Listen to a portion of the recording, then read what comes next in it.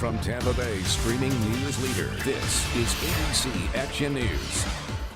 Today, of course, we'll be tracking Hurricane Dorian throughout the day. Stay with us on our ABC Action News app right here for live updates. Greg D will have a full forecast here coming up in just a moment. Good morning, I'm James Tully. Let's get to your headlines. They are hurricane related. Hurricane Dorian moving through the Bahamas, leaving this destruction in its wake. It hit Evacuation and Elbow Cay before moving on to Grand Bahama, the home of the island's largest city, Freeport. The prime minister there expects that 73,000 residents and 21,000 homes will be affected by the storm. We're hearing about widespread power outages already. That's no surprise. And that the government has now disconnected the public water service as the storm bears down and continues to.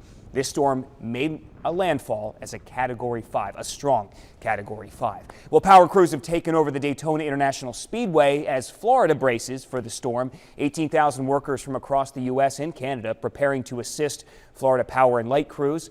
About 5,000 of them staged at the Speedway. They said they love the reaction they get from people when the power comes back on. A lot of people bring linemen home cooked meals as well, which is a very nice gesture. And Duke Energy is also ready to clean up and get power back on across its service area. And take a look here at the size of their fleet, ready to repair power lines, clean up trees once the storm moves through. The governor says these crews and the National Guard will jump in as soon as it's safe. The Florida National Guard will have 4,500 soldiers and airmen activated and ready to respond. They have 15 rotor wing helicopters available. An additional 24 have been offered from regional National Guard locations.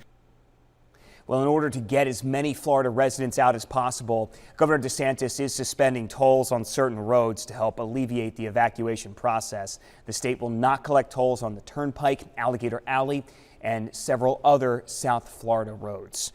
Martin County deputies, they've been knocking on doors in evacuation zones just to make sure everybody gets out. Mandatory evacuation orders issued yesterday afternoon. Sheriff's deputies say they can't physically force people to leave, but they're hoping people take this storm seriously enough on sections of Florida's East Coast. And the Department of Homeland Security has been planning to move $155 million of funding away from FEMA's disaster relief fund. They were planning to use the money for Immigrations and Customs Enforcement, but the acting DHS secretary says the money has not been moved yet. He says if the money is moved, it will not impact storm response. Okay, Greg, it's your show. What's going on? Well, we are going to be watching Dorian moving up the East Coast today, James. For us, it's the very much outer effects of the storm that'll be moving by.